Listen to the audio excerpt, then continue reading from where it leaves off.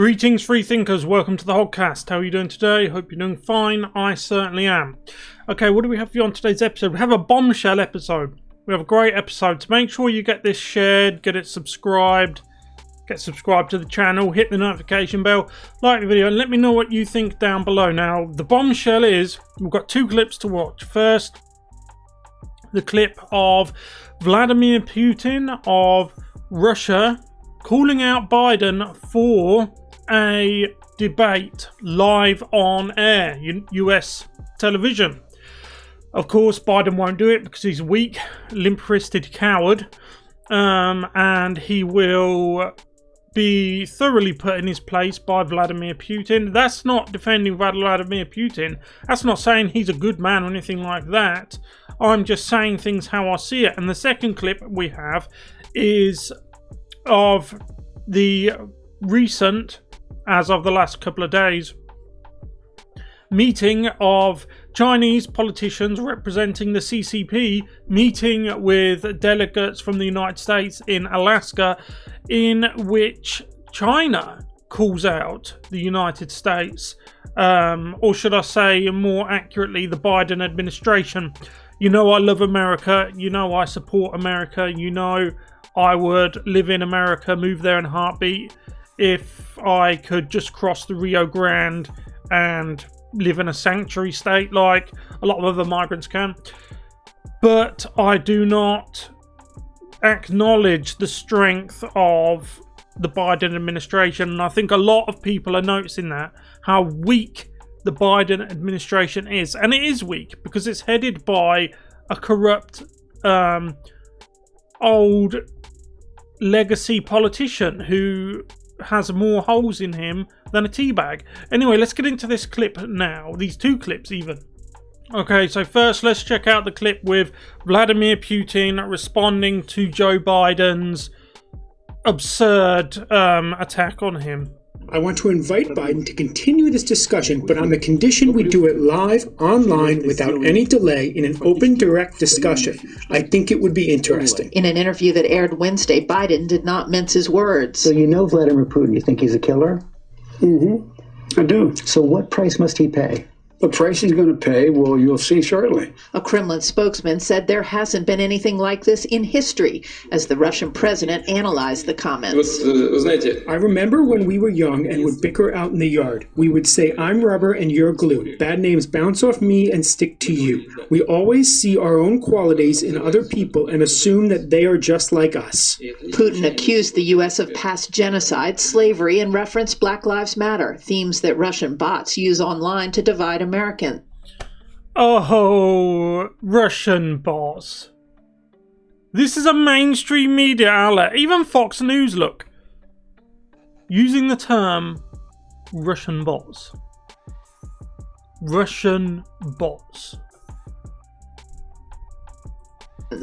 The U.S. sanctioned Russia this week for poisoning Putin's opponent, Alexei Navalny, and is also planning to respond to Russia's recent hacking and 2020 election disinformation campaigns. The president reserves the right to respond in a manner and time of his choosing, as any president would. But he did make clear that the Russian government will pay a price. A declassified U.S. intelligence report accused Russia of meddling in the 2020 election. It mentioned Russia 64 times.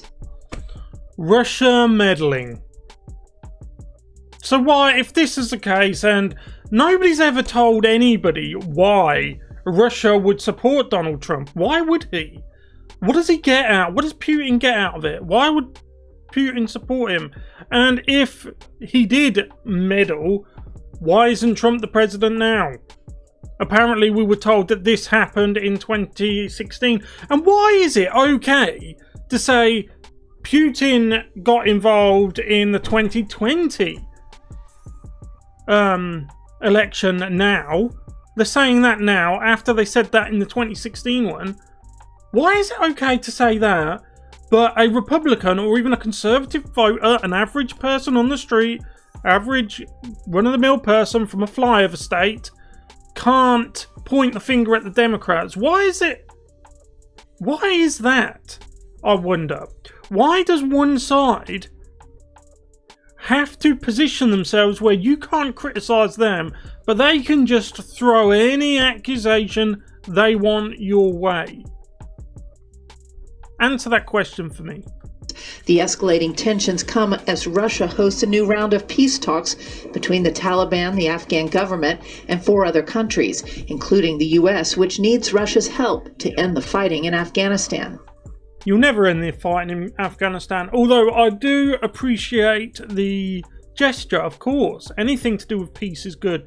Like Donald Trump, for example, the only president in the last 25 years not to start an overseas conflict, and who brokered many very astounding, very hard to get peace deals between numerous countries, numerous leaders, and he is and remains the only United States president to walk unannounced, without any protection or any guards, into North Korea.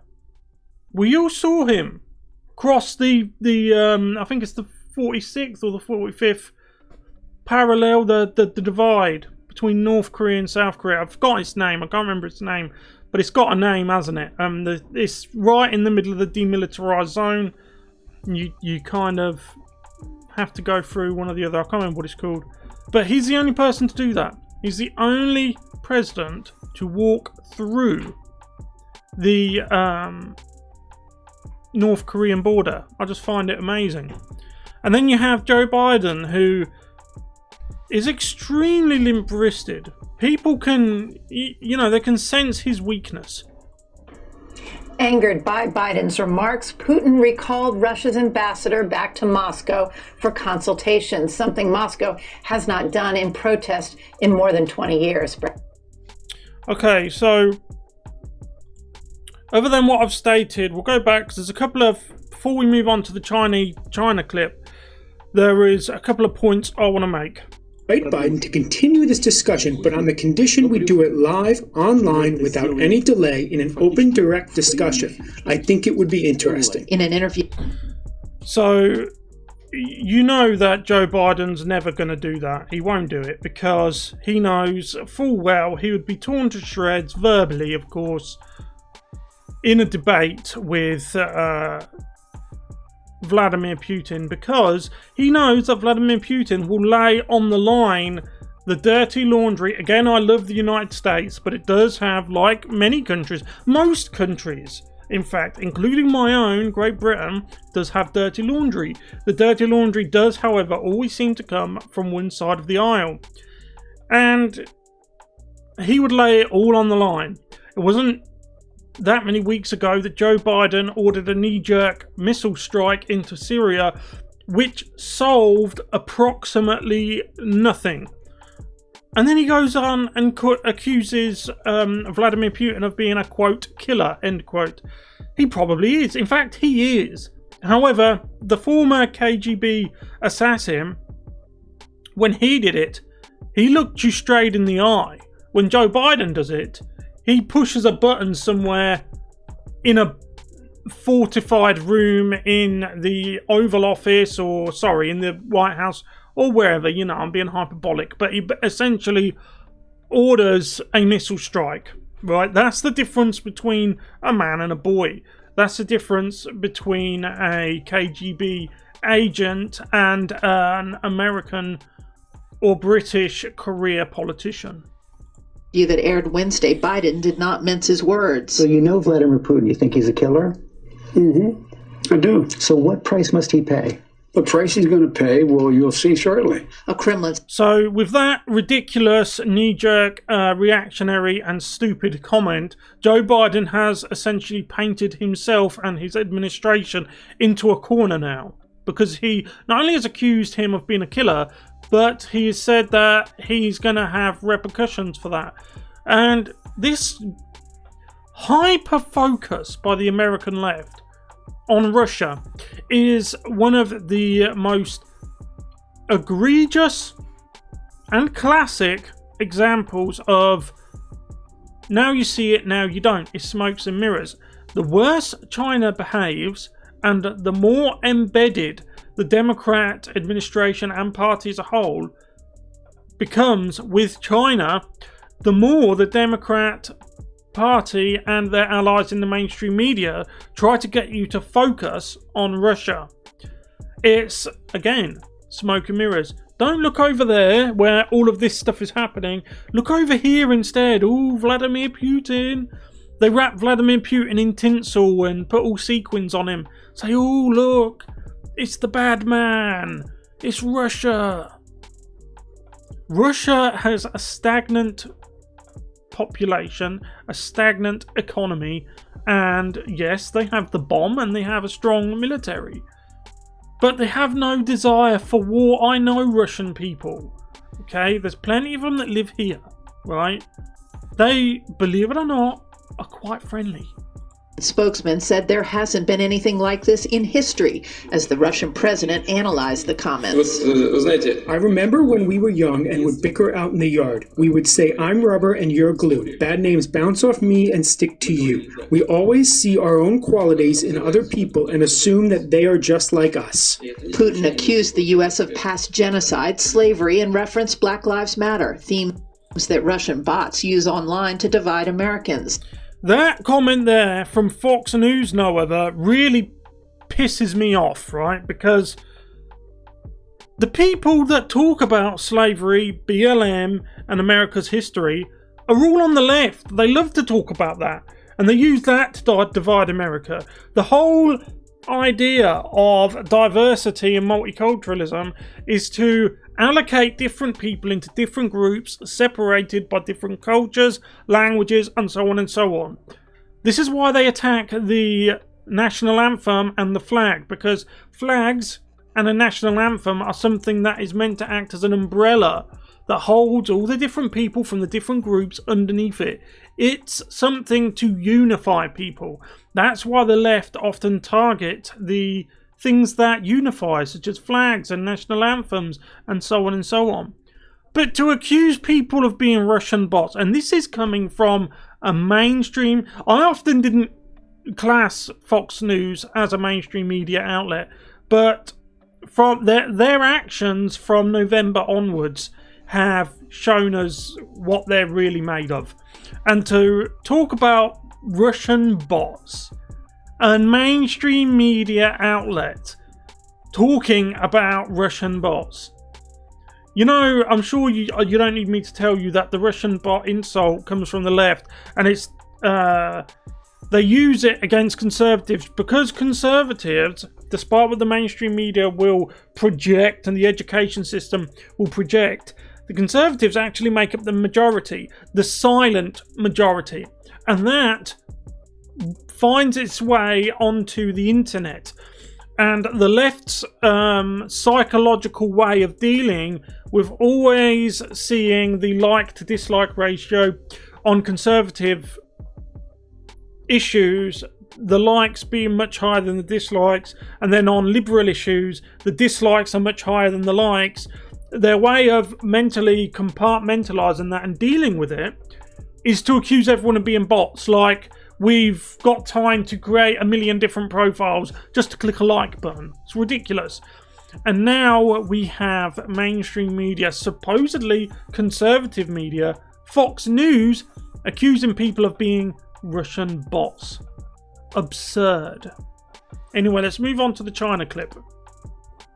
So this is interesting. This is a meeting between Chinese officials and American politicians in Alaska, in which they're talking over current affairs.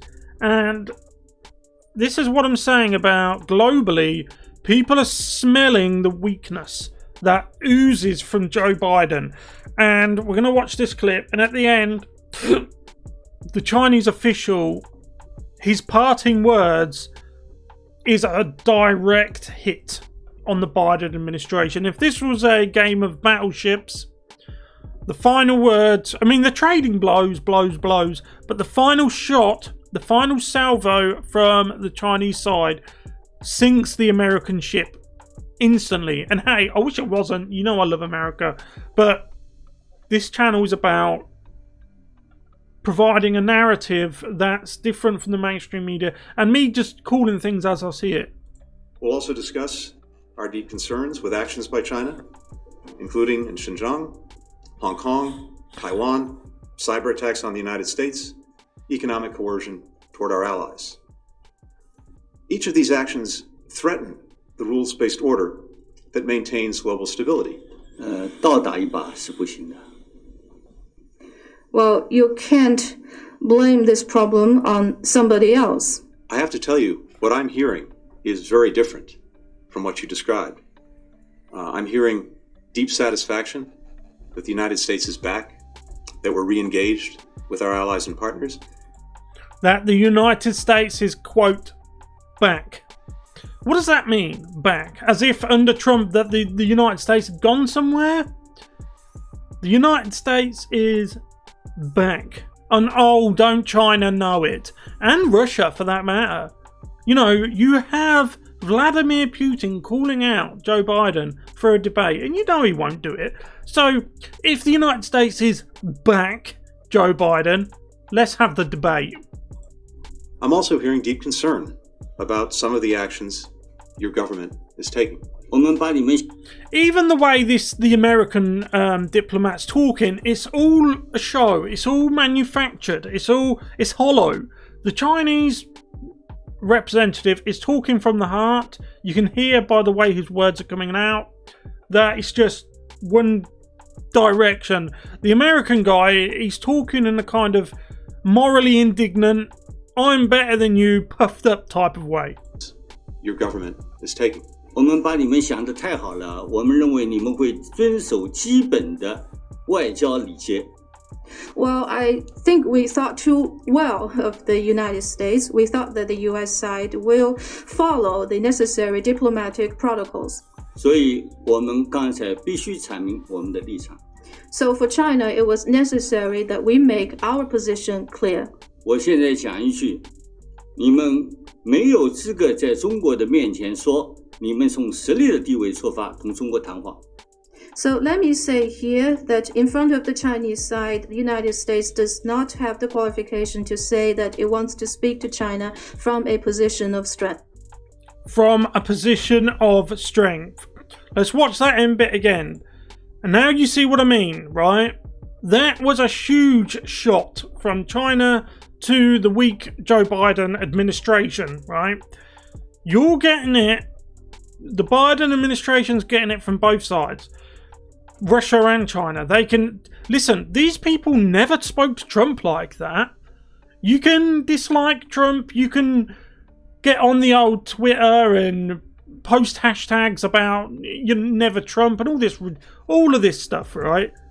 But, one, he never started an overseas war. It's the first US president to do that in 25 years.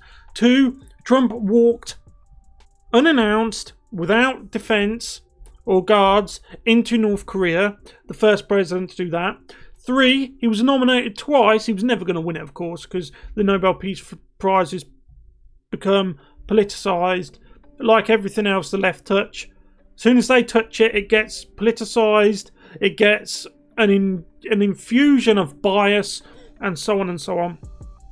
But he was nominated twice for Nobel Peace Prizes for his actual peace efforts, in which he got many different people, many different countries and world leaders who were at each other's throats for a long time to come to the debate table. Sorry, that's what I was trying to say. Come to the debate table, right? Joe Biden makes knee-jerk, bizarre, offensive claims about foreign leaders when, as the Chinese person said, he's not in a position of strength. Think about it, right? You can't do that and expect these countries that are growing, especially in China's case, growing stronger by the minute. You're growing weaker. You know, the Biden administration is trying to act like the situation in regards to the stimulus checks is a good thing. That they've printed more money in the space of a couple of months than the United States has done in its entire history combined. You watching this at home, if you have a child and you and your wife, or if you're a woman, you and your husband, give birth to a child tomorrow, that child is immediately saddled with hundreds of thousands of dollars of debt on his head immediately because of the actions of Western elitists. And it's the same here in Britain. We have a terrible national debt. China has no such problems. China has no such divisions in society, and especially in politics. The United States, I'm afraid to say, is at each other's necks, Republicans and Democrats, and it is largely the fault of Democrats. They demand special treatment. As I said earlier in the video, they're even accusing Russia of meddling in 2020, like they did in 2016, or they accused them of doing in 2016. They just open their mouth and the most damaging accusations fly out, and they don't want to pick up the pieces. They don't even acknowledge that there are pieces to pick up, and that's why society is collapsing. Listen to this Chinaman, the politician, what he says at the end. Listen to it again, because he really does let this guy have it. 你们从实力的地位出发同中国谈话。 So let me say here that in front of the Chinese side, the United States does not have the qualification to say that it wants to speak to China from a position of strength. So he said, let me say here in front of the China side. So he's cool, in other words, to give it a Western street slang translation, in front of his own side, this man has stepped forward, speaking to the Biden administration, and he's calling them out, essentially calling them a P word. You know, not a kitten, the other word we use for a kitten, a P, or a cat, a P. He's essentially calling them the P word to their face. If you want to put a street slang translation on it, that would have never happened, like him or not. They never spoke to Trump like that. Never. On the contrary, they bought record amounts of grain from American farmers to placate Trump, to make him happy, because Trump is strength. Biden is weakness. And apart from the United States, the two countries in the world that have the biggest military, both of them have the bomb, China and Russia. The Biden administration has, amazingly, in the space of a couple of days, managed to provoke both of them, one on China's account, into calling out the Biden administration and their lack of strength to their face, and in Russia's case, the Russian premier demanding a debate live on air with Joe Biden. That's record setting, really. I mean, I've got to hand it to you, Joe Biden. You've managed to do something amazing. Well, I suppose you could call it amazing. I mean, the word amazing can cover a wide range of things. So I'll leave it there. Let me know what you think about all this in the comment section below. If you haven't yet, please like the video, subscribe to the channel, hit the notification bell, and share this around. Let's get this seen, because I really think this was a good video. I enjoyed making this video today, and I'd love for more and more people to see it. So by all means, share this around. That would really help this small channel grow. We are in a position of, we've kind of stagnated. We haven't really grown at all for a couple of months now, so I could do with your help. I hope you enjoyed this video. Let me know what you think below in the comments. I'll see you in the next one. Goodbye.